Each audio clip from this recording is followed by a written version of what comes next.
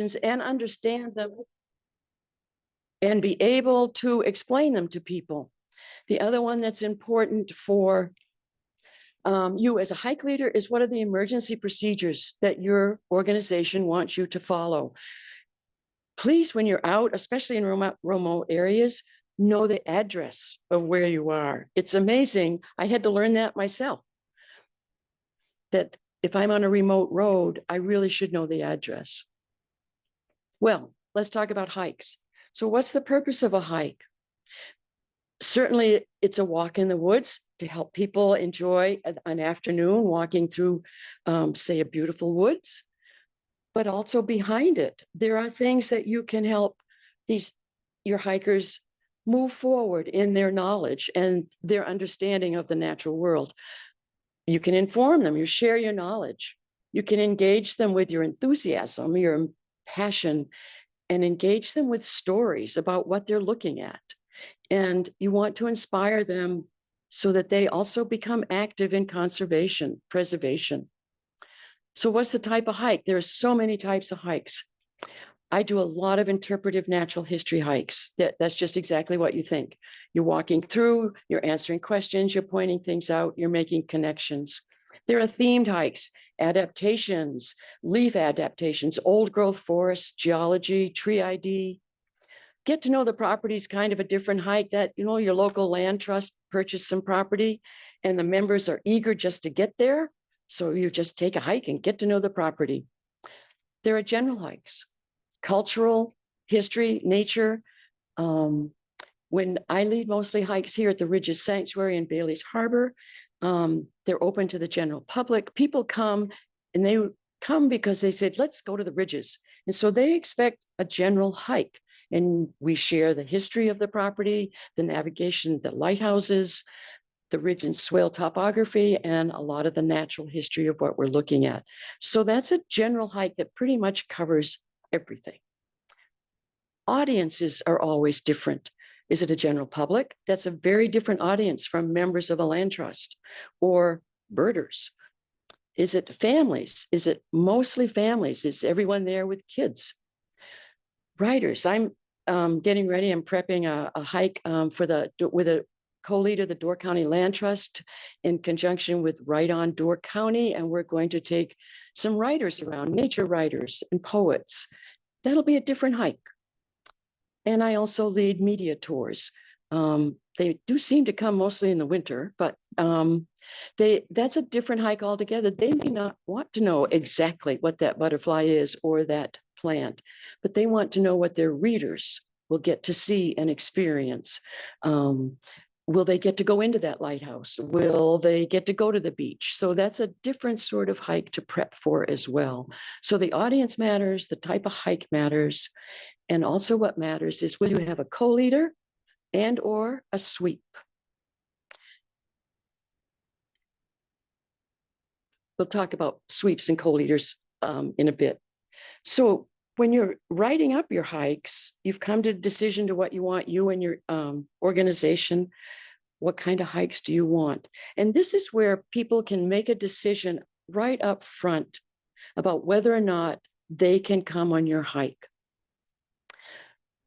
We're talking about, of course, the description, wildflowers, tree ID, that goes without saying, but the meat of what you need to put into your description of a hike that's open to everybody is the terrain, the length, and the duration, age limits, and the dog policy. You need to put in here, we are right on bedrock almost all the time. We have to add rocky, rooty, rustic trails. That tells people whether or not they can come. Are there steep hills, moderate inclines, or do you have great level of gravel trails? Or are they rustic, narrow footpaths? Or is the entire hike accessible? This allows people right up front to decide if they can come on your hike.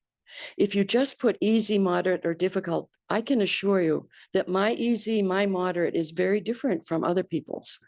And that's just not enough. You could put easy and then entire hike accessible, or you could put moderate, some inclines, rustic trails. That helps people. Be kind. let them know if it's going to be muddy or wet so they can wear appropriate footwear. Let them know the length, 2 miles. Some people can walk 1 mile, they cannot walk 2 miles. Duration, 2 hours. Allow that time for gathering. If you think the hike's an hour and a half, put it at 2 hours, because you gather, you talk, you have to move 16 people or whatever along a trail, and you want to stop and talk about some things. So 2 hours or whatever it is, allow that extra built-in time. Age limits are a kindness to indicate, is this family friendly? Or would you best be 12 plus? Or is it really just best for adults? And no dogs, please. Or have dogs. That's what would be up to your organization. But by saying it here, you don't have to deal, even if your, say, land trust allows dogs on leash on a regular basis, people might think they could bring that dog on the hike. Dogs on a hike are a whole different issue. It's either yes or no, but if it's no, put it right in there. So at this point, this is where people are making decisions about whether or not they could come and have a good time. The description on the right is one that actually my partner and co-leader frequently, Julie Knox here in Bailey's Harbor, we do offer this. And if you look at that hike, you see we say no whining, we're going to get wet, we're going to climb. And we still have people who come who wonder if we really meant it. And we did. But so be kind to the public and let them know. One of the ways I feel that you can really make your hike shine is to scout or pre-hike. This preparation is critical to making your hike the best it can be. So you're going to scout with your co-leader or your sweep. The co-leader is somebody just like you. They're going to share the talking points. You're going to decide who's going to talk about what. Sometimes you'll be up front, sometimes you might be at the back, but you're both going to be leading that hike. It gives the hikers an opportunity to hear different voices, different way of presenting things, but you and your co-leader are both leading that hike. A sweep, on the other hand, may or may not be a co-leader, but the sweep is at the back throughout the hike and forwarding questions to the leader, reminding stragglers to catch up, that maybe if they're taking photographs, they could come back later. If they're really taking too many photographs, they can tell the leader, we can't hear you, speak up. So the sweep does all of those things, but in addition, having two leaders, whether it's a co-leader or a sweep, is important, especially if you're off the main campus or you're out in a remote area, because if something happens, one of you can stay with a person who sprained their ankle and cannot walk, and the rest of the people can go on, and the sweep or the second co-leader will stay there and wait until help arrives, or if that person just can no longer walk or can no longer is comfortable on the trail, can be walked back to their car. So having two people can be really helpful, especially in the remote areas. You're going to decide on your topics. You're going to look at the theme of your hike. You're going to decide where you might like to say what. And you're going to take note of all of these special, wonderful things. There's nothing like dead things to get people interested in a hike. Scat can be just wonderful stuff to talk about because you always are looking for connections. Scat will tell you what that animal is eating, and that's a great way to talk about larger pictures. Webs, there are very birdy spots. There's some places that birds are always just reliable right there. Squirrels, squat spots, tracks in the winter. These are things you're going to take note of, keep in your mind, and think about whether or not you want to talk about them when you're preparing your hike. You want to organize your hike. You should have sort of a beginning, a middle, and an ending, rather like a program. Beginning, you might want to talk about, this is a deciduous forest or a boreal forest. What does that mean? In the middle, you might be talking about, all the different things that are growing there that you're looking at. Ending, you might want to save something spectacular, or maybe at the end of your hike, there's fossils. There's a wall with fossils in it. What a great ending. But you want to think about how you're going to organize your hike. Talking spots. Talking spots really are where You're not going to talk as much as I'm talking. You're going to be quiet sometimes on this hike, but there are some places that are better to talk than others. I frequently lead hikes on very narrow trails. So if I want to stop and talk about the forest or talk about how ridge and swales are formed, I want to stop in a wide spot on the trail so we can all gather around and I can stand in the middle and talk to people. We're not off the trail then. Frequently, an intersection works really well for this.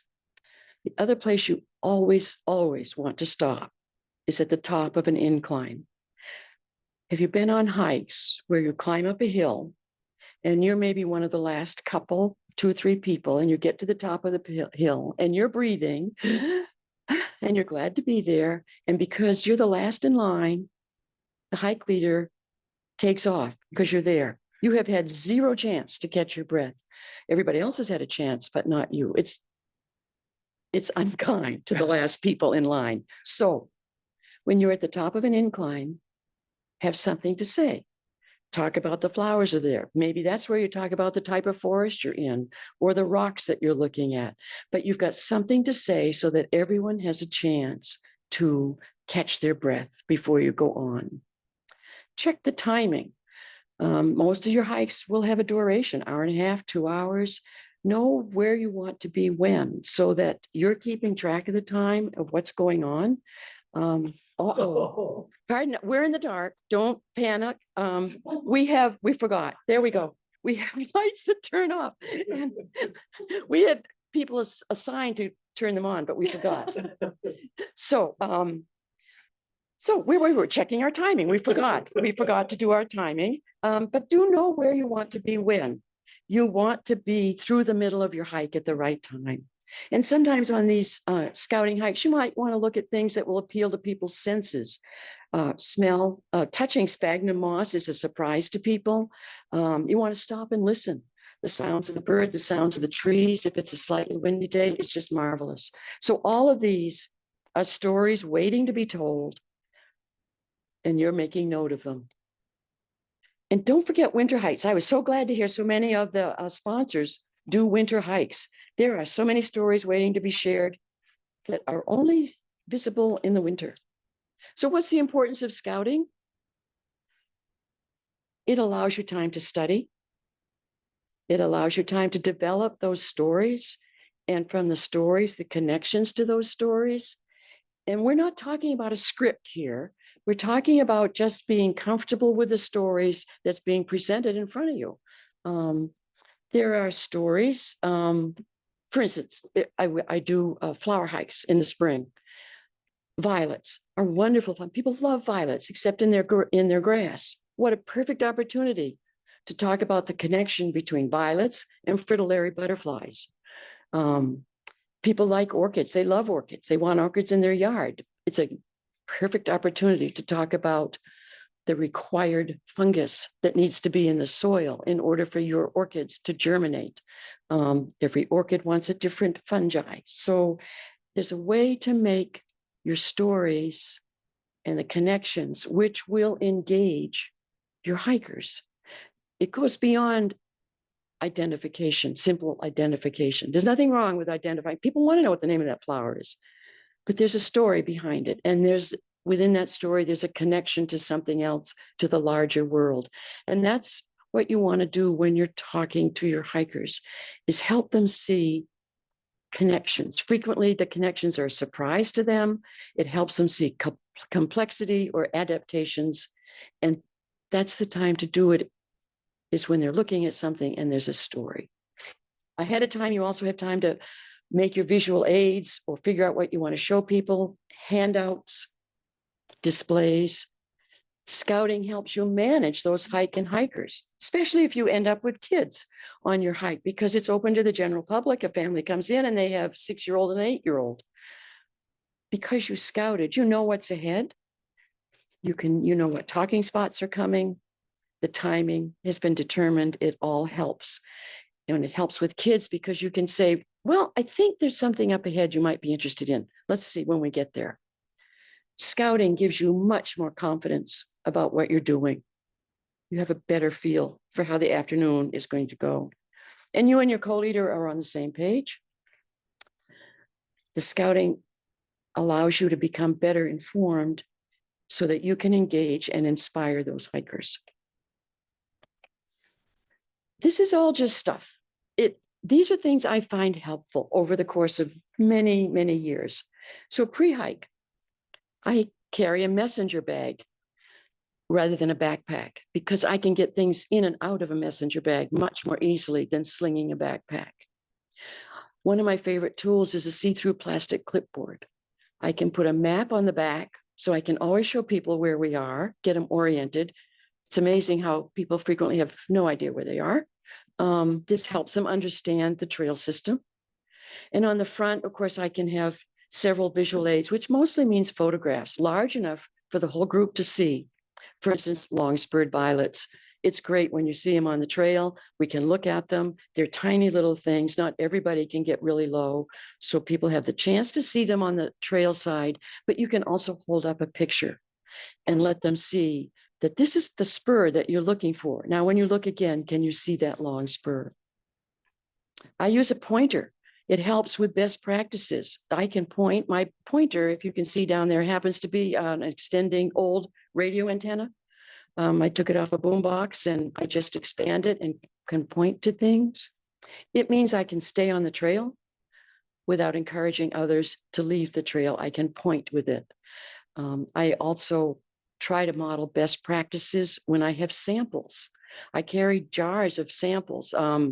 This happens to be orchid seeds, which are just minute, but it's a great way to talk to them about why they need that fungus to germinate, because orchid seeds are tiny. They're like DNA on the wing. There's no endosperm, and it allows them to see how small they are. The other thing that's there are juniper berries. People love teasing out the smell of gin out of the juniper berries, but I don't want to pick those juniper berries in front of them because I tried that once and pretty soon 5 or 6 people were off trail picking juniper berries. So I need to model best practices. I collect them ahead of time, put them in a jar, put them in my bag, and we can share them that way. The other thing that's critical to my hikes, you can see there a watch hanging on the front of my messenger bag. That's so I can time. I can look at the time without alerting everybody else that I'm interested in the time. If I pull out my phone, everybody pulls out a phone. In the winter, if I'm trying to push back my big mittens against the big, this way is just a secret sneak look for me to figure out where I am. So the things in red I find really helpful. Handouts. The owning organization, you should promote it for sure. Hiking trail maps, brochures, whatever it is. And handouts, I love our bookmarks. Bookmarks remind the hiker of your organization, their pictures, they're educational. They let you know there's a website, follow on Facebook, and people don't throw bookmarks away. They keep them. So it's a great way to have an easy little handout that's informative. I had mentioned displays. I don't do displays for most of my hikes, but there are some specifically that I do. I lead weekly hikes at Bjorklanden here, and we emphasize geology. There are fossils there. And so I always start my hike at Bjorklanden with a 15-minute, the shortest geology lecture ever, a 15-minute geology lecture on 420 million years of bedrock. And we talk about that in fossils because we're walking on bedrock, and it's wonderful for the hikers to know when that bedrock was formed. So I have this display, I put it on a table, and we look at it before the hike. The one on the right, the books, I put in the back of my car and arrange it so that people can see, because they always ask, what field guides do you use? And so they can take a picture. This is managing those hikers even before it starts. Now, if you remember, I asked you to remember that slide I had at the beginning with all of the cartoons and the jokes about hiking and how slow natural hikes are. And well, I was trying to focus your attention up front on the topic at hand before we even started. And that's what these displays can do. People are coming into the parking lot. They're going to be chit-chatting, doing this and that. If you come and invite them to look at your displays, it starts focusing their attention on what you'd like them to focus on for the afternoon. One of my favorite ways to make a display is to use the lid of a plastic tote. When I do conifer IDs or lichen, this is great for lichen walks because you can start already helping people understand what they'll be looking at throughout the afternoon. So just before the hike, you're going to arrive early, set up your displays, visit with folks as they arrive and register, invite them to look at your display so that they can start to focus on what's at hand, and distribute handouts early if you like, so they can put them in their cars and not bother to carry them with them. So it's finally showtime. Be glad to be there. Smile. Get ready for a good time. Welcome hikers. Introduce yourself. Make sure your co-leader and sweep or staff get introduced.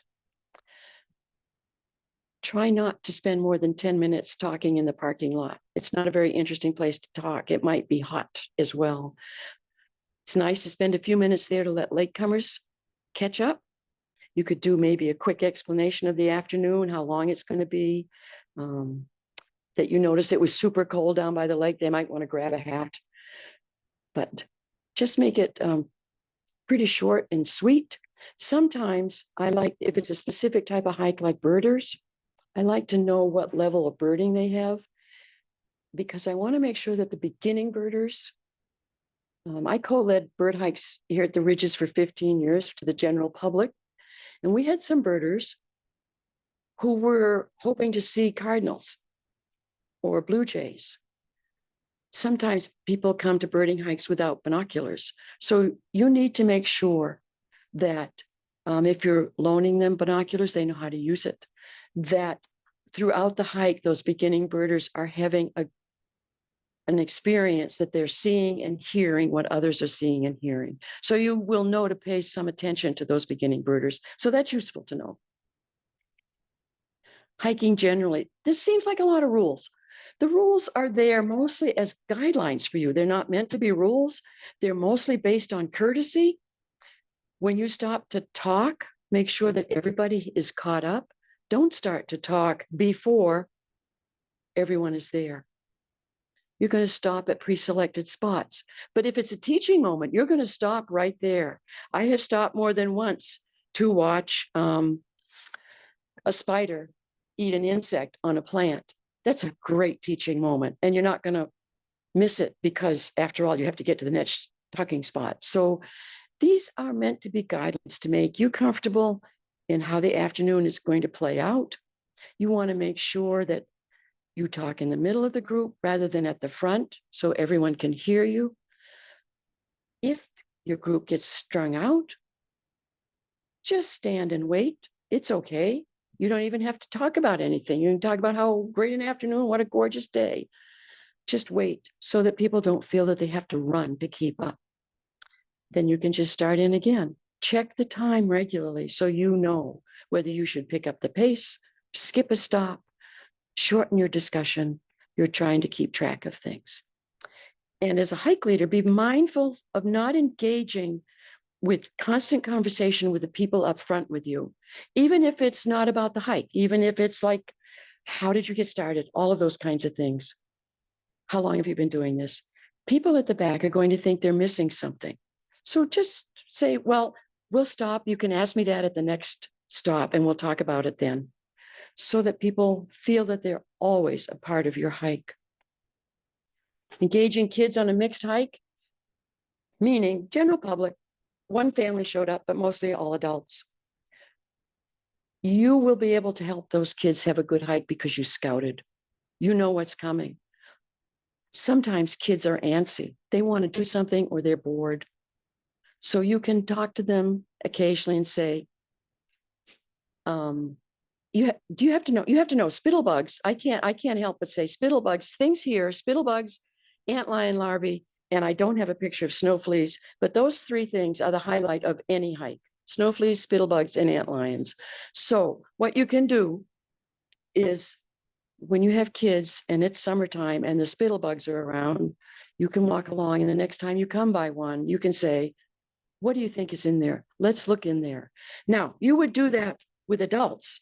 You would stop and you would talk about the spittlebug. Adults love all of this information as well, but you can engage the kids in a few of these things so that they are looking forward to the next walking along, hoping that you will ask them to help. Sometimes when I get ant lions in a bug box, I ask the kids to walk up and down the line to make sure that every adult can see it. It keeps them engaged, and the kids like it, and the adults like to see it. But it's not a children's hike. It's not a family hike. Don't make it all about the kids. Do just enough to keep them engaged. So here's some of the difficult things about hiking. You ought to have some answers in the back of your mind when these things come up. These are real comments I've gotten over the years. Sometimes they're asked rather abruptly. Other times they're mostly just interested in what you think. Some of them are much easier to answer than others. The hunting one comes up a lot. Sometimes the one about how old the earth is comes up, especially if we're talking fossils or evolution or adaptations. Frequently conservation. Why bother to save one, but what good is one plant? We here at the Ridges have an insect, the Heinz emerald dragonfly, that we're working really hard at saving, and people don't understand why one more insect matters. It's a great opportunity to talk about the role of insects in the web of life. Sometimes factoids are good. 96% of terrestrial birds in North America feed their young insects. Boy, that's a great fact to talk about what good are insects. So sometimes you just can answer these questions and lead it into a positive discussion. Other times, there can be some difficult ones to handle. What does your organization think about climate change? How are you going to handle those questions? And then there's managing situations. Sometimes these arise from the questions. The religious ones can be difficult, and it's not that there's anything wrong with what they're saying or what you're thinking. It's the repeated interjections of religious explanations. I've been on hikes where intelligent design is frequently given as a reason, or the 6,000-year-old Earth. So you have to stop and sometimes address that. There's nothing wrong with the people saying that. That's not my point. It's the repeated interjections. It makes the hikers uncomfortable. They can be developing attention. So sometimes it's just best to address it. And I have actually said this very similar sentence, that there are different explanations for what we're seeing, but I'm going to emphasize the science-based ones. So we'll answer the questions that way. And you know, it would be great. When we get back to the car, why don't you and I talk? I'd like that. It's the repeated interjections. You need to, this is your hike in the sense that you are leading it. People are expecting you to share that. So that's what you do. Constant talkers can be a difficult person. Oh, sometimes two couples will come. They're having a great time on vacation. They're on the hike and they talk. They talk about where they're going to dinner. They talk about what they had for breakfast or whatever it is, or mutual friends, they talk. Or there'll be a group of friends and they're there here in Door County for a wedding.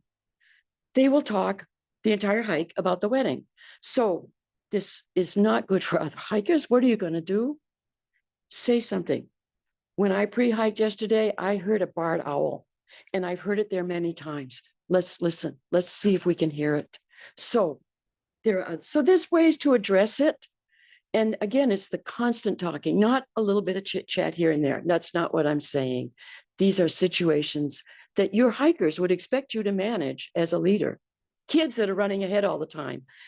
Sometimes parents forget to remind the kids. And so you don't want them to do that because you may take a different trail from the one they're on. So you say something like, oh my gosh, you forgot that I get to be up front. That usually works. Or I need some help finding, I used this the other day on a winter hike. The kids were a little, they were rambunctious. And I said, you know, I'm going to need a lot of help. I need help seeing animal tracks. Would you please help me? And you come right next to me, because if you see an animal track, I want you to tell me. And that works pretty well. And then there's another kind of person that needs to be handled on a hike. It's the kind of person who tells a personal story or monopolizes the discussion at every single stop. So when I was in Colorado and the ranger said this, and the ranger, oh, I want orchids to grow in my backyard. Do you think I could do that? I don't know. I don't have the soil. I tried one, but so you need to be able to handle that as a hike leader. And so humor goes a long way. I have actually used this too. We're going to run out of time if we both keep telling stories. So we got to go. And, you know, it works. Before the end of the hike, wrap up your takeaway message. End your hike on a positive note. If you've been talking about the death of all the ash trees throughout or at different times or something, remind the people to come in a different time. Come during a different season. Come and see the new growth that will be coming through here. The forest floor will change. Come and see it. Suggest that they support that you've had a great time this afternoon seeing flowers, their adaptations, how wonderful that we've been able to experience this property. Please consider supporting the conservation preservation organizations wherever you are, here, where you live, through memberships, citizen science. Just encourage them to think about supporting it. This one is huge. Do you see the green letters that say before? You need to thank them for coming on your hike. Thank you on behalf of whatever organization. We truly appreciate that you chose to come on a hike today. Thank you so much for coming. But you have to do it before they see their cars. If they see their cars, they're going to leave that hike. They're going to get their phone out. They're going to look at their watch, and they're going to remember how much they have to go to the bathroom. So you need to do this. Thank them before they can see their cars. And you've already got them gathered up because you're going to talk about your takeaway message. You're going to talk about supporting organizations, and you're going to have them right there and say, thank you for coming. And then you get to the parking lot and you'll be the last one to leave. So here is my takeaway message to you. Hikes are more than a walk in the woods.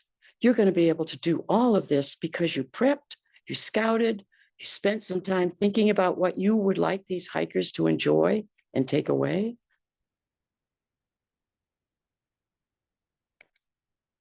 Consider becoming a Master Naturalist, Wisconsin Master Naturalist. Here's their new curriculum in these booklets. It's a marvelous program. I recommend it.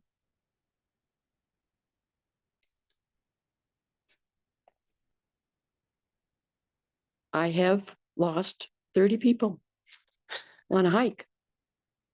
I took a deer trail and not the hike. Preparation matters. And here we are, the end.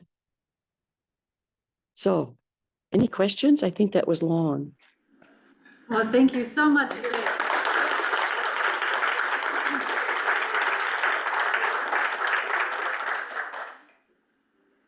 So if anyone has a question online, feel free to type that into the chat. If you have a question in the room here, you can ask it and I'll relay it to Jane so she can answer it. Any questions? It was that good. It was really marvelous, Jane, truly. Okay, any questions? Someone's got a question. Okay, yes, Julie. So, hold on, I'm gonna run a microphone. Oh wait, we have a microphone to, perfect, thank you, Ann. Let's say you're leading a group with kids and it's a family hike. And you have 40 or 50 people show up, ages 2 to 10. You know, do you have, and of course you could plan ahead for this, but what kind of tips do you have for large groups and kids? Did you hear that okay, Jane? It seemed to be what, do I have suggestions for large groups and kids? Yes, so large groups have a lot of kids that can be young to not so young.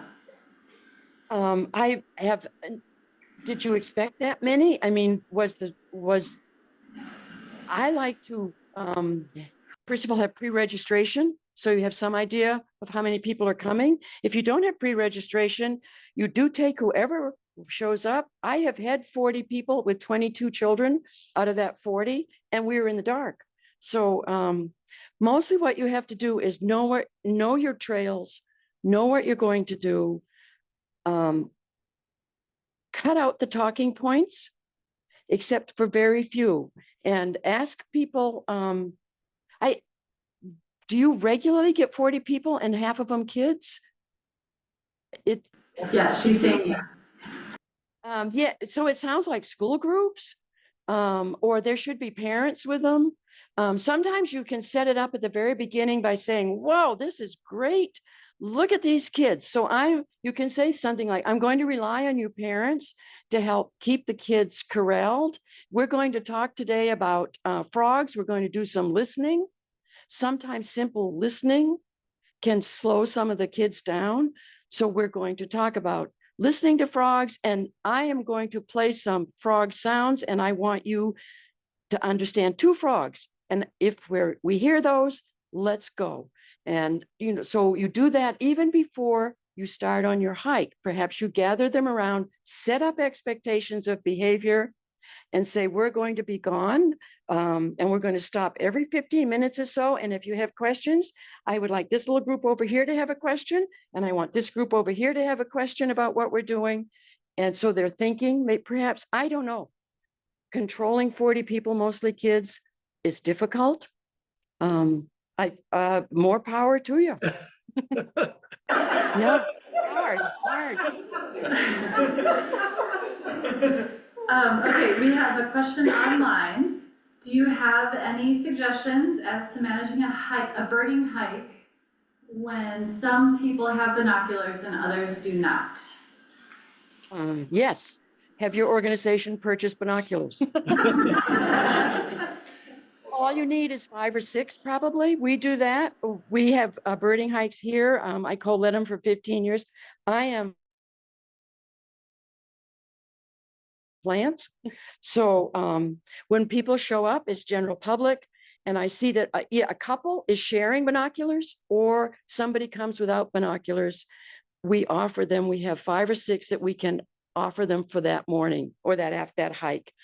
The trick is remembering to collect them at the end of the hike and to make sure they know how to focus them. Many people have no idea that you can focus one eye differently from the other eye, or that when you're looking at a bird, you look at the bird and hold the binoculars up. So take a few minutes when you're sharing equipment, but get your organization to purchase 5 or 6 binoculars, or find them at used stores and purchase them. Make sure they work. They don't need to be super expensive. They just need to be decent. All right, any other questions in the room? Yes, in the back. Hold on, we're getting a microphone here. Hi, I have a question. Do you have any recommendations for getting everybody on a bird or something else that's kind of quick and hard to see efficiently and quickly without like yelling super loud or anything?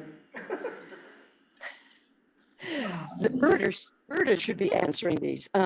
When we go birding, or when it's spring here in the ridges and the place is dripping with birds, I tell people at the beginning of my hike, we're going to be going along, looking at different things. I'll be yakking. I'm going to have my Merlin on. Or somebody else will have a Merlin. I always ask in the spring, do we have some serious or good birders here in the group? And frequently there are, because they're there because they know there's going to be birds. So I ask them to listen. And I also let the group know that we will stop immediately and point. We won't say much. If you hear something, say, Jane, just enough so I can hear it, and point. All we need to do is point and be quiet. So we're walking along quiet already, maybe chit-chatting, or maybe I'm saying something, somebody will point, and we're instantly quiet. And get those birders to help you out. There are frequently birders hiding in your group. Birders like to hide. Okay, there's one more question that we'll get to online, and then we'll switch to our next presenter. So the question has to do with leading field trips that happen at twilight or after dark. Do you have any recommendations for how to effectively lead nighttime hikes? Oh, I love nighttime hikes. They're the best. Well, among the best. I love leading hikes. So yes, we just had one the other night. We had an owl prowl, and the wind was at gale force. We couldn't even hear ourselves talk, but by gum, we went out. So again, your organization's involved in this. They should buy 20, 30, whatever your general groups are. That, by the way, is a really large hike. You might want to reconsider the size that you allow on your hikes, but flashlights, small flashlights, and you take the time to put red cellophane, rubber band it over the flashlight so that you have night vision protected. Don't let people use those dreadful headlamps unless it's a red filter. Don't let them use their cell phone flashlights unless it's a red filtered one. You give them the flashlights and they're filtered. So right away there, you're talking about protecting your night vision. And you can go along trails if everyone has a red filtered light flashlight without falling down.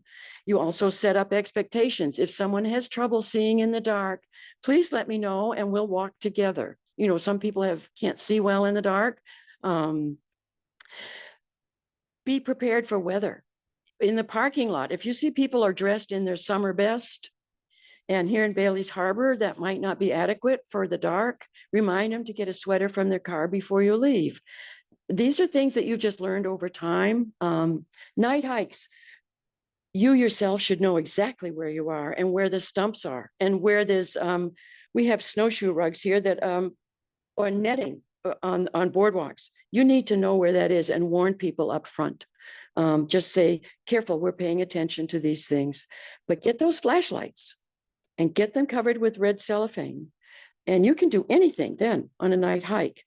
Download an app for the sky view so you will know what stars are there. Practice listening to night sounds. Sugar some trees and see if you can get some moths in. So there's some activities along the way. Some of our favorite activities are trying to tell the color of a crayon in the dark. It's great. So there are many things you can do for night hikes, and that also include families. So there's some great suggestions out there. You can do it. Night hikes are great fun. Wonderful. Thank you so much, Jane. We really appreciate your knowledge and your energy. And so with that, we're going to switch to part 2 of this conversation about leading field trips. And we have Rachael Lewandowski, and how do you say your last name? Sarette. Rachael Lewandowski-Sarette here tonight from Upham Woods in the Wisconsin Dells. And she is an expert on accessible field trips and making the outdoors accessible to all different types of bodies and minds and people. So I'm just going to pull up your presentation quick.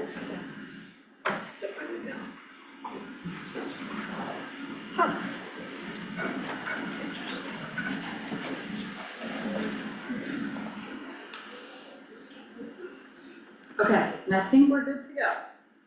Thank you, Rachael. All right, everyone. Thank you so much for being here. I'm excited to talk to you all about accessibility in the outdoors tonight. So, like I was introduced, I am the Upham Woods On-Site and Accessibility Coordinator. So Upham Woods is located in Wisconsin Dells, and I think about how everyone who comes to Upham Woods can have a great time. Upham Woods is also part of the University of Wisconsin-Madison Division of Extension, which is why I'm wearing the fun red sweater today. I'm also the chair-elect for the Wisconsin Association of Environmental Education. I am a Master Naturalist and a Master Naturalist instructor, and I also lead field trips for NRF. And so I'm hoping that most of this presentation will apply to you all in some way, because we tried to do lots of different things. So just, should I hide that? Yeah, perfect. Just to give you a little agenda overview today, the first thing we're going to talk about is what is a disability. Accessibility in the outdoors can mean a lot of things, right? And accessibility helps everyone, even people who don't have disabilities, but I think it's really, really important to focus on disability specifically because often it is overlooked in conversation. So I just want to make sure we're all on the same page with that definition. And then we're going to talk about starting points for accessibility because accessibility can seem overwhelming because there's a million things that sometimes feel like they need to be done. So what are those basic things we need to start with?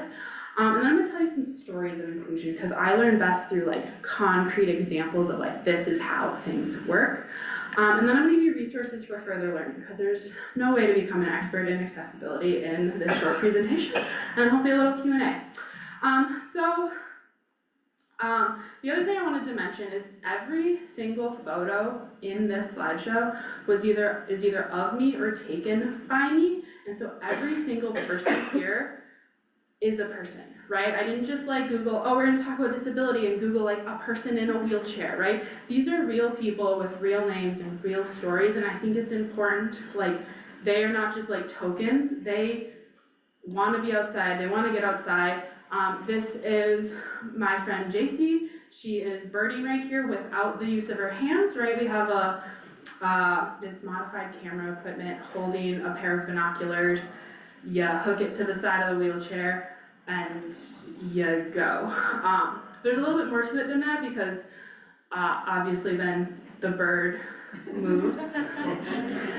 JC does have some use of her hands to like move it a little bit, but just not necessarily the strength or dexterity to hold onto it for a long time.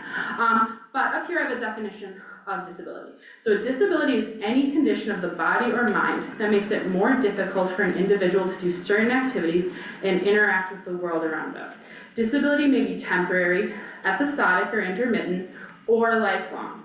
Personal and environmental factors, including negative attitudes, inaccessible transportation, and public buildings, and limited social support can impact the extent of disability. And I think that's really important to know, that two people can have the exact same condition, and like their access to public transportation or support can really change how they experience the world with that disability. And so I just love that the World Health Organization recognizes some of that. And so just some broad categories of disabilities. There can be physical disabilities, so like paralysis, amputation, arthritis, sensory disabilities like blindness, deafness, sensory processing disorder, hearing impairments. Mental health can be considered a disability as well, depression, anxiety, bipolar disorder. And then the next slide, chronic illness like diabetes, epilepsy, which might be spelled wrong, chronic pain, neurodivergence, learning disabilities, dementia, intellectual disabilities. And so some of these disabilities you can see, right? You can look at someone and be like, oh, you're using a wheelchair, you might need a little bit more support in my program. But there are plenty of disabilities on this list that you cannot see and you might never know. Right? And so like one thing I like to tell people, I have a disability, right? And you might not be able to look at me and tell that. And when I come on your field trip or to your program, I may or may not decide to tell you that I have a disability, right? I might be having a really good day. You might have given a really great description like Jane had shared, and I know exactly what to expect. And so I feel like I can handle my disabilities on your hike by myself. But I might be having a bad day, or I might be like uncertain about something, and I might ask for some support. And so you may or may not ever know if someone in your program has a disability, but 1 in 5-ish people have a disability. And so the odds are you have someone in your program with a disability, and if you don't, with it being that common, we should think about what we're doing and how we get more people with disabilities into our programming. So now that we all kind of maybe have a little bit of understanding of what a disability is, let's talk about some basic starting points. So on the screen it says, everyone's disability is different and we need to trust lived experience. And so sometimes when I share my disability, people are like, oh, my cousin has that and this works perfect for them. And you're like, great, it doesn't work for me, right? And so just because you know one person doesn't mean you know anyone else. And we also sometimes, this is really common with folks that need mobility aids, like one day they might be using a wheelchair and the next day they might just be using a cane. People often don't trust their lived experience. They're like, oh, well, you can walk, why are you in a wheelchair? Instead of like thinking about the broader systems that are making them need to use the different mobility supports at a different time. And so trusting them, and instead of being like, oh, yesterday you did this hike just fine, why are you asking for support? Like being like, yes, I got you, let's support each other. And this next one kind of goes into the same thing. It says ability and support needs can vary moment to moment. And so Jane talked about this a little bit, believing talking space and time in your hikes to talk about things and let people catch their breath is really important. I like to also make sure we're having access check-ins during my hikes or my programs. And so I like to introduce it at the beginning. And so an access check-in might be like, all right, everyone, we are all here together to make sure this hike is accessible. So right now I want you all to like close your eyes, imagine your whole body, and just check in with it. What do you need in this moment to make this hike go more successful? Some of us, we might say nothing. Some of us, we might be like, you know what? I actually need a snack, or I need a bathroom break. And some of us might need something more, right? Like you could be in this room right now and you could be like, that buzzing noise over there, I don't know if it's bothering anyone else, it is bothering me, that's all I can hear. Maybe an access needs to be like, could we turn that off? The answer right now is probably no, but it could be like, oh my gosh, that sun is really bright in my eyes, could we like rotate our circle so I'm not facing the sun, but someone else is facing the sun? Access needs could really vary, but leaving time and space for those to be brought up can be important. Some people also don't necessarily want to bring those up in the moment in front of the whole group, and so leaving space as well for people to share those with you individually can be really, really important. Some other basic strategies for accessibility. Offer participants choices. Offer as many as possible so folks can choose what works best for them. And so sometimes that can be really hard, right? If you're like one person and 40 people with children have just shown up for your hike and you're like, well, sorry, we're walking from point A to point B, there's no stopping, there's no choices. But one thing we like to do at Upham Woods is really offer choices to make sure people know what's best for them. Hey, today we're gonna go explore birds, right? If you wanna sit right here with these binoculars and look at birds at the bird feeder, that's choice one. Choice two is to grab those binoculars, follow me, we're gonna walk that way, and we're gonna look at birds. So people have choices if they are in a space where they need to sit or a space where they need to move. One thing I also think about isn't necessarily choices within your individual program, although that is good, choices within your set of programs, right? So if we think about the NRF field trip program, they try really hard to balance getting field trips that are rated like level 1, which means they're accessible or shorter or indoors or things like that, and field trips that are labeled level 5, right? So they're really strenuous. So again, we're giving people choices to figure out what works for them. And so if you're like, I love to lead canoeing, I will lead a 5-mile canoe trip every single day, all summer. Maybe vary it up. Maybe one day's a mile, maybe one day's 10 miles. I don't know. That's a lot of canoeing. And then Jane talked about this a little bit, but provide as much information as possible ahead of time to ease the individual burden of research. So I phrased it a little different, but oftentimes if you have a disability, you're doing so much research to know if you can go somewhere, right? So you might like call up the place and be like, hey, where's the nearest bathroom? How long is this trip? What's the trail look like? What's your cancellation policy? Like all of these different things, because a lot of times we're like, as a society, we're like, you as the individual need to figure out what works for you. And I very much believe like we as a collective should try to make this easier on people. And so the more information you can put out there as possible, the easier it makes it for that individual to figure out if this program will work for them. So those are my basic strategies. Hopefully that helps. Stories of inclusion.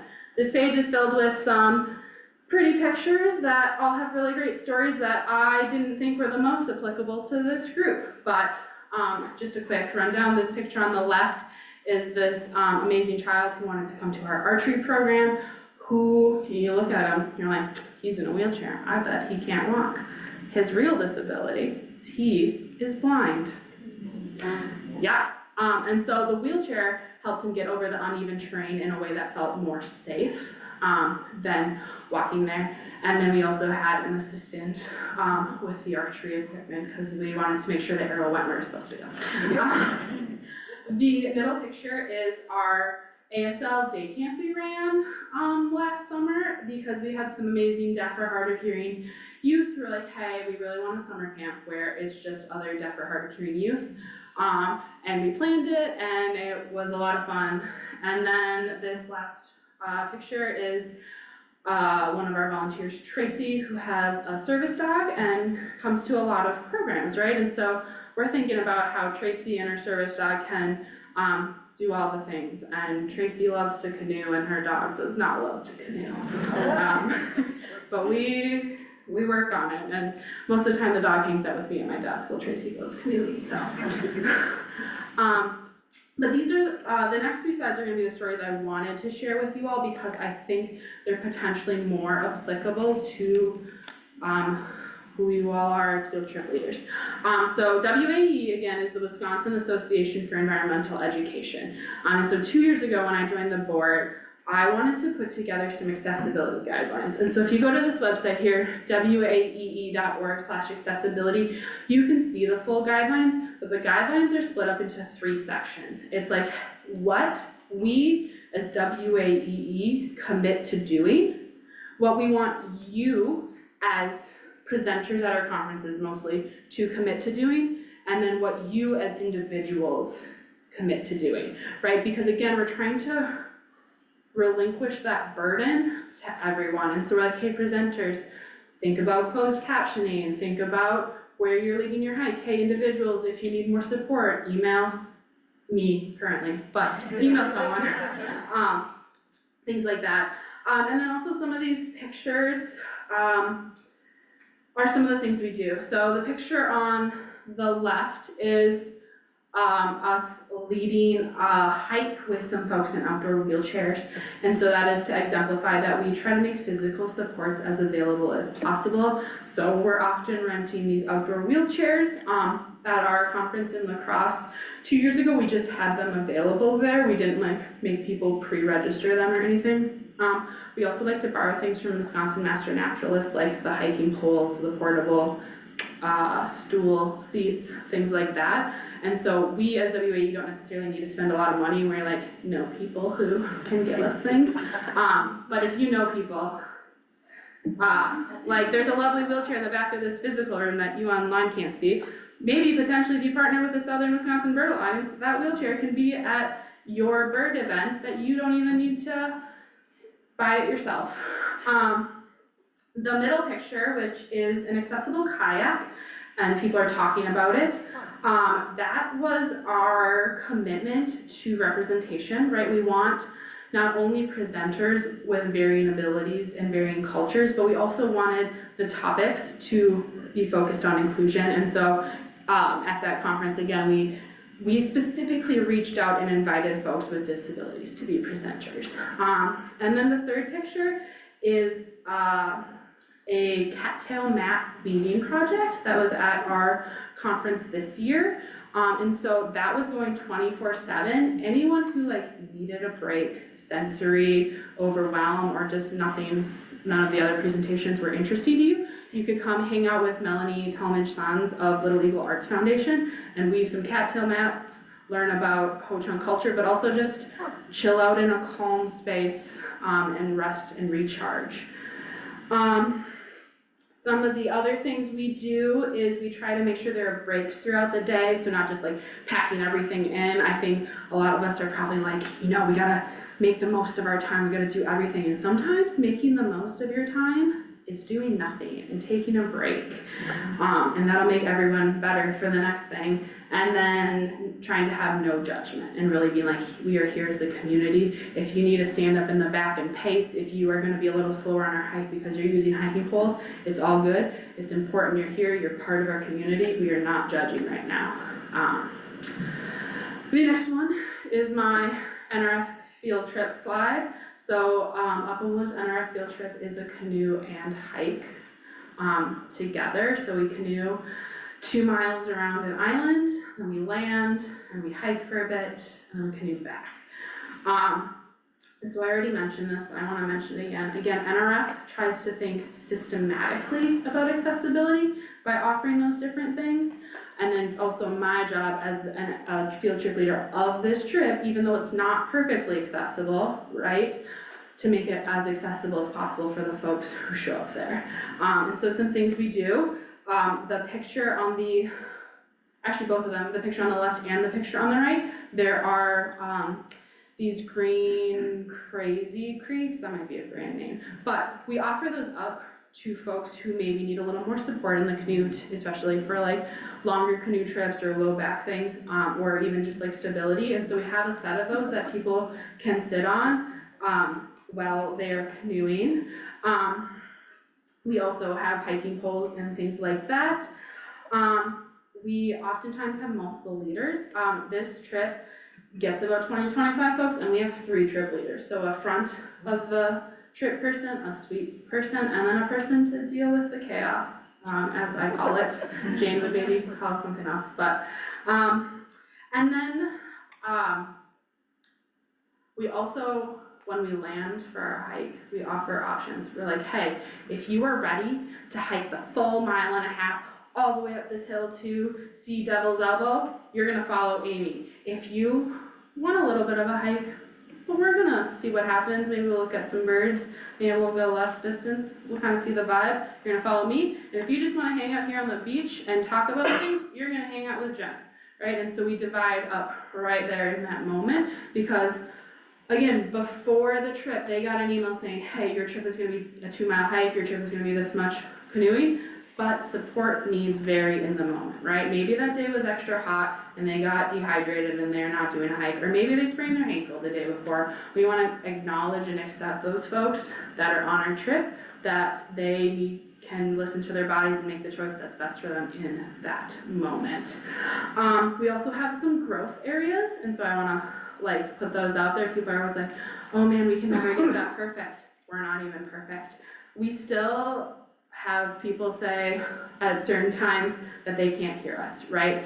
We really struggle with getting a speaker on these boats because they're not always waterproof, and also the point that we are in the Wisconsin Dells has jet skis all the time. Oh. We now have a no wake zone, so that was the route we took to get rid of the jet skis. But we also have now moved our July trip to September. We're like, we're not doing one in the middle of July where there's gonna be jet skis, we're just gonna try to avoid them.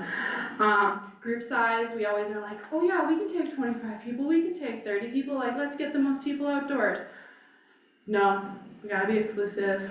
We're trying to make our group sizes smaller. We also, for a while, we're like, hey, you can choose between canoes and kayaks, because again, you might have one that's best for you. It's gonna be canoes only this year. We do let people, when they come, be like, hey, if anyone wants to canoe with me, I will canoe you around. You can kind of sit in the front. We had a person with Parkinson's for one of our trips last summer, and he sat in the front, and I had to paddle the whole way, and then I personally regretted that, but it is an option. And then every so often we change up our landing spots. It feels like every trip we have a different landing spots, because the river likes to get high, and then it likes to get low, and then there's exposed roots, and so we still haven't quite found a landing spot we like, and it's sometimes hard to get out of the boats. But again, maybe canoes will help. And then finally, my Master Naturalist course is this next example that I just wanted to share with all of you.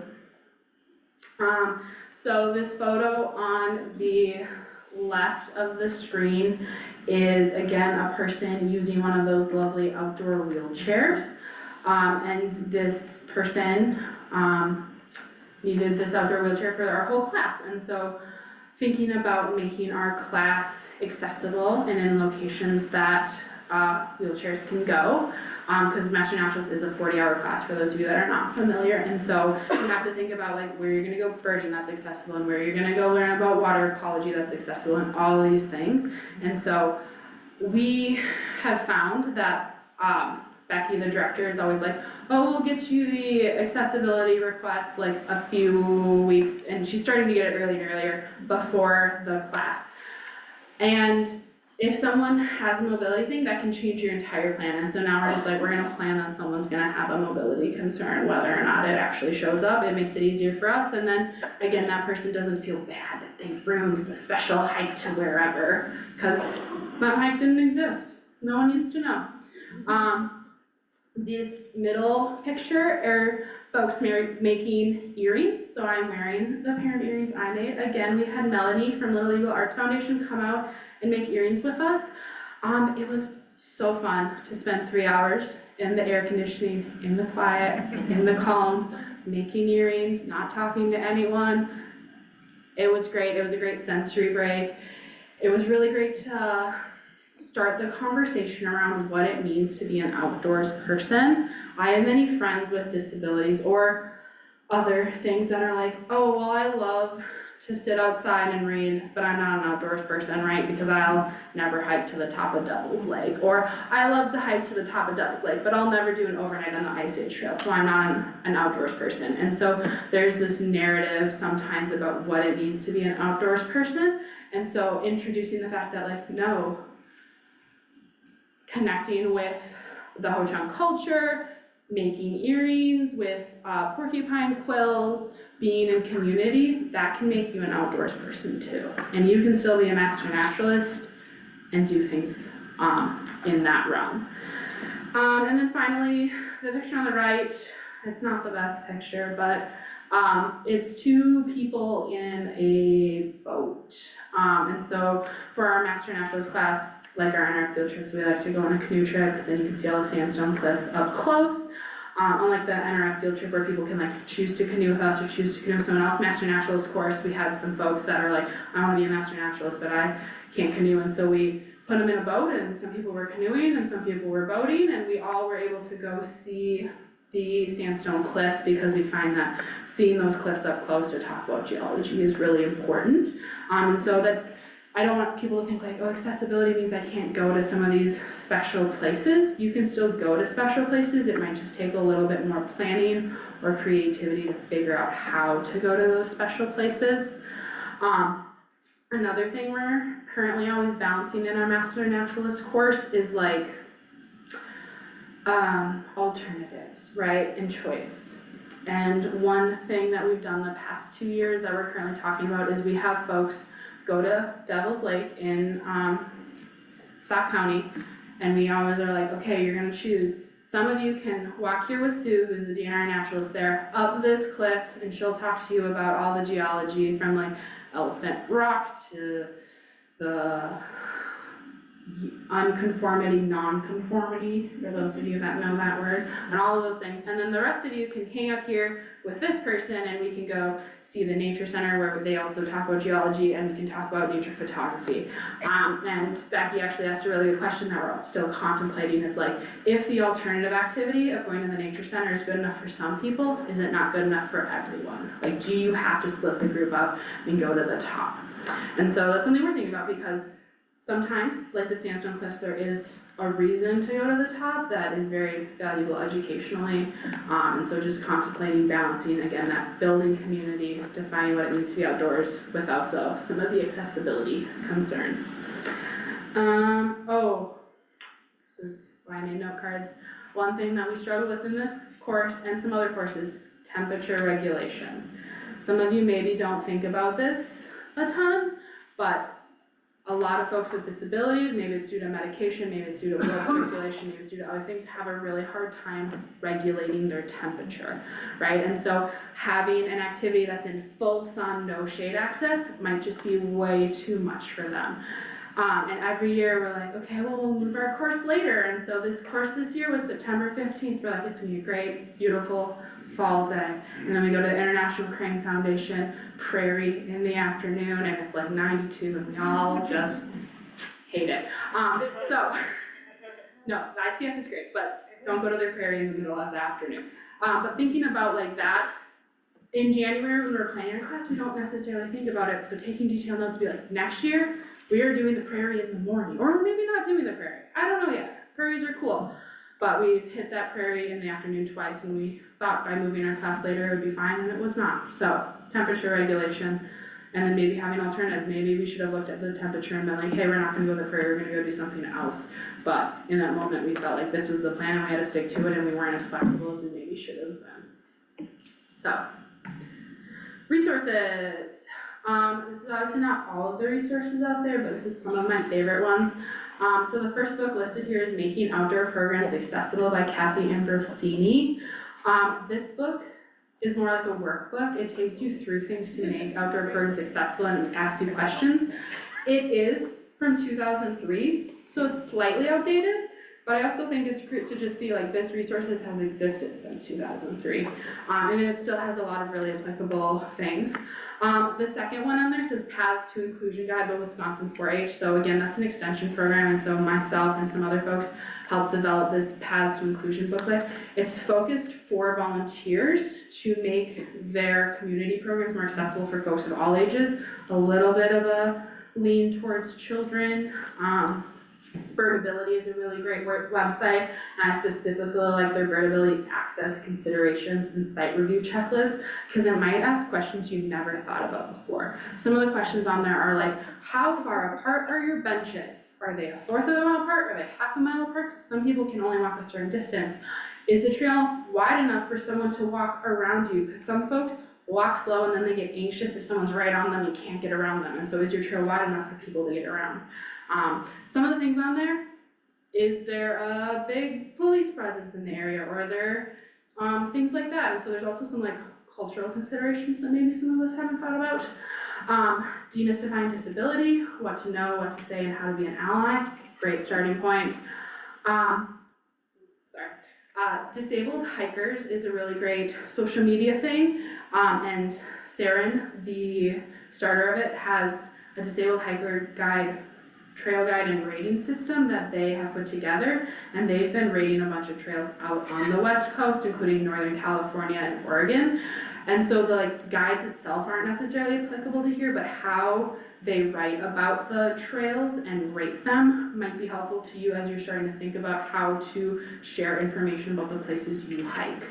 And then Together Outdoors, as well as some other folks, have put together an inclusive outdoor resources hub. So it's not necessarily specific to disability, but there are disability resources on there, as well as other inclusive resources. A local person, James Edward Mills of the Joy Chair Project, has worked with Together Outdoors to put that together. So yeah, that's my presentation.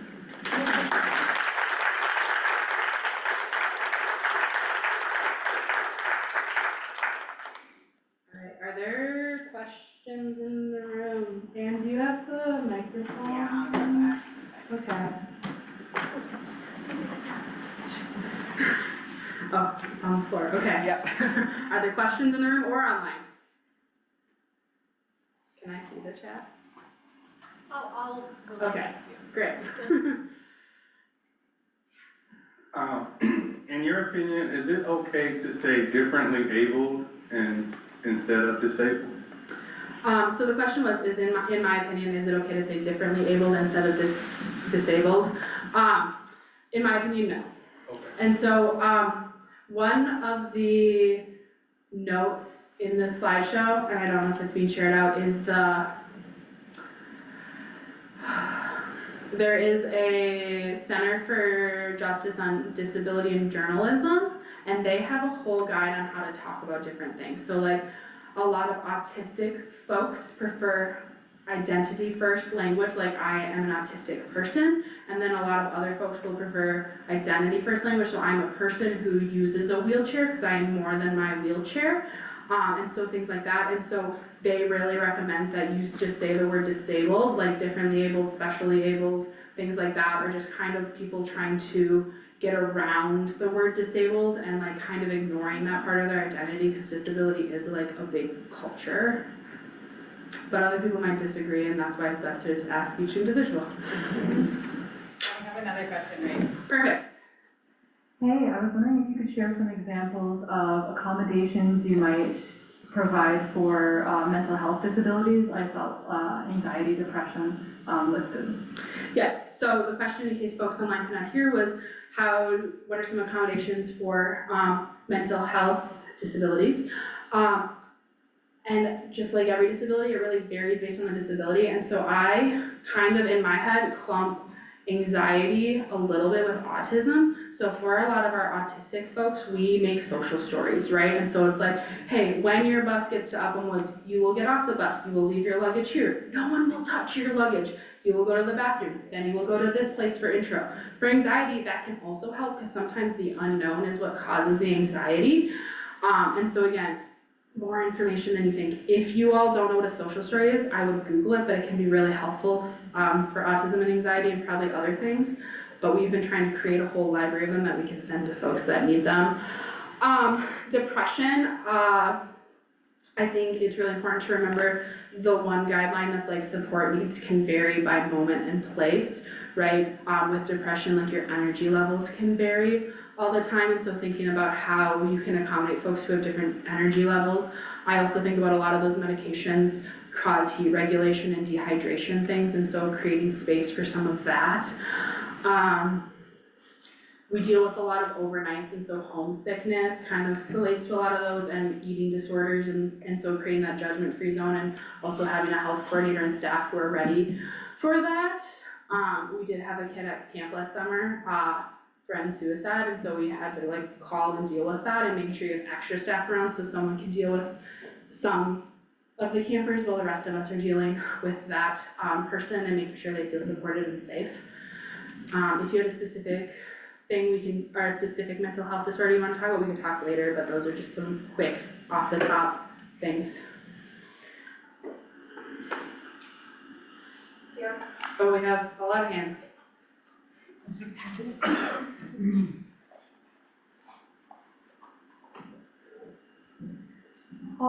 With the disabilities, but just with everybody, there are health issues that come up.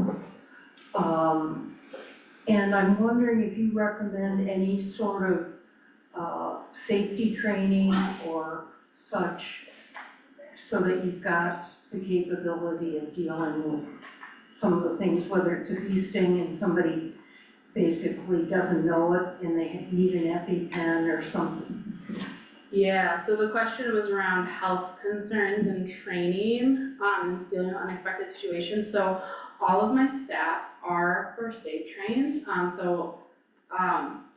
then our volunteers are not necessarily, and it's also like, sometimes I think first aid training is inadequate in many ways. You sit through some videos and then you're confused.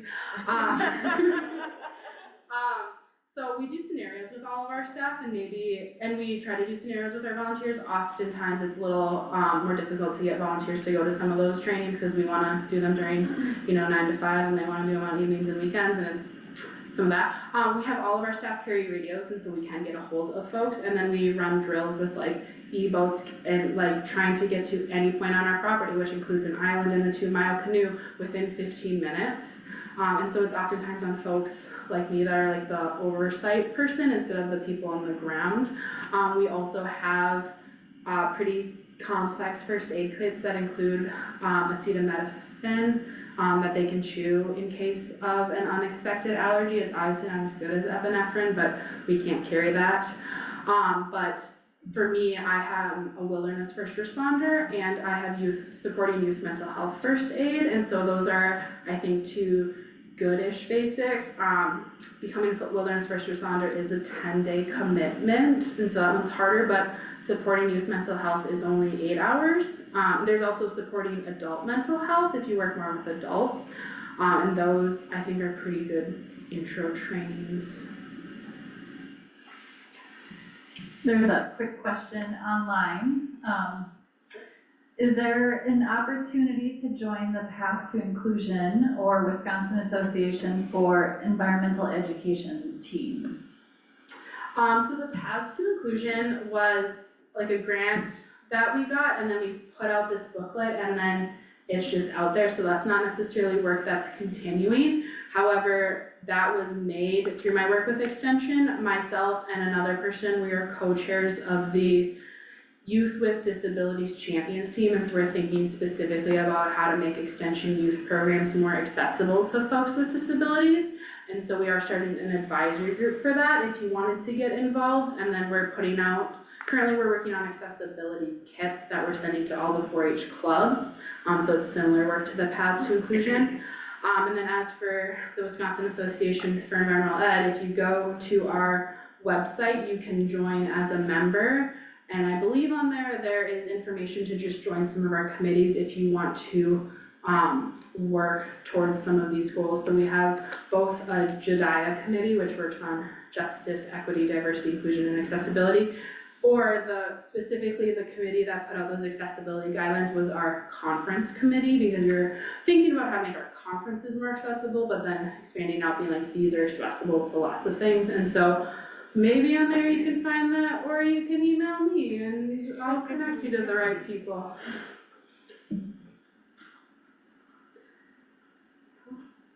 Any others? Any other questions? Right here. I have a question that's actually probably is more appropriate for the first part of our speaker. We have programs with children of a variety of ages. And I wonder if people with experience have any suggestions for dealing positively with children who are very controlling and sort of lead the group sort of off the beaten path. And I think they sometimes also intimidate children who are a little more quiet. And so we're looking for suggestions. I love to give children choices that aren't really choices. So we have a circle trail, and repeat the question? all right, yes, sorry, thank you. The question was, how do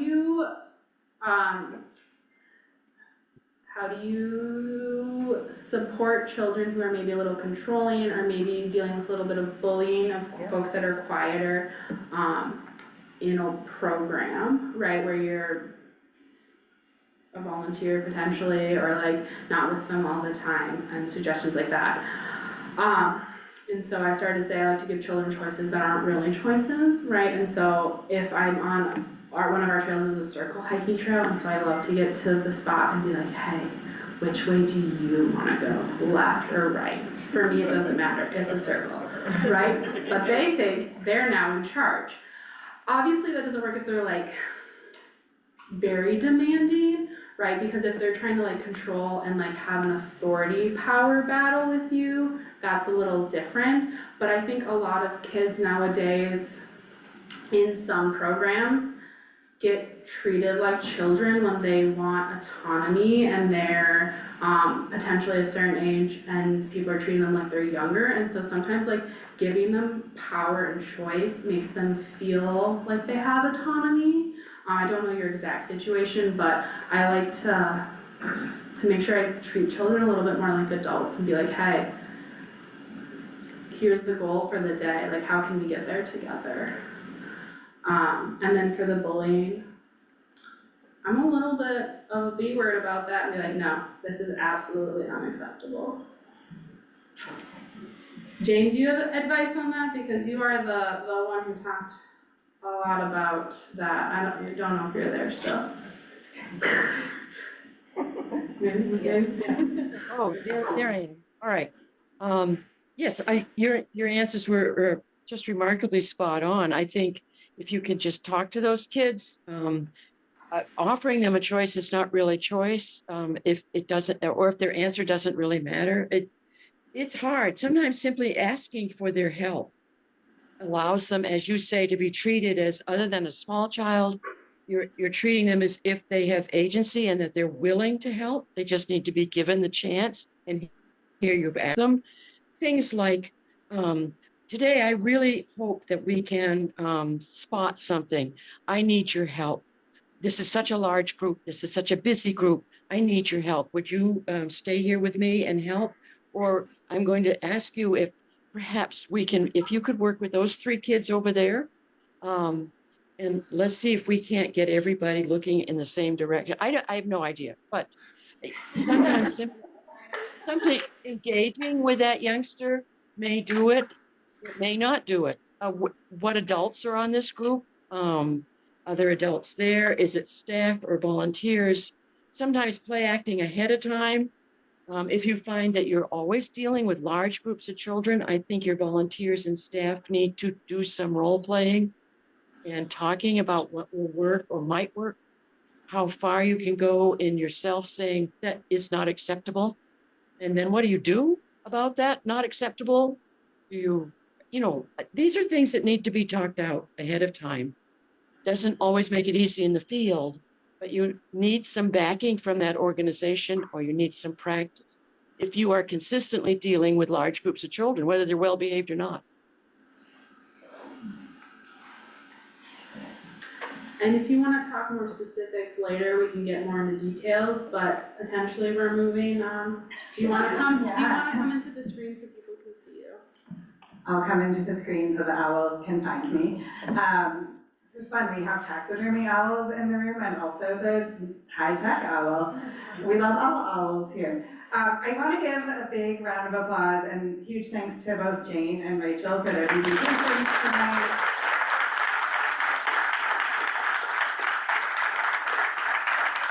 And for everybody who's joining us online, we are going to be ending the Zoom call soon. So thank you all for joining us from across wherever you are tonight. It was great that you could join us in some capacity.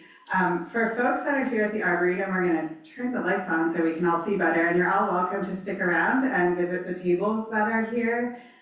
Keep chatting with each other, with presenters and partner groups. There's lots of refreshments left on the table. Brenna provided those, and I'm sure she would be happy if she didn't have to load a lot of that back into her car. So please eat some food, get some drinks.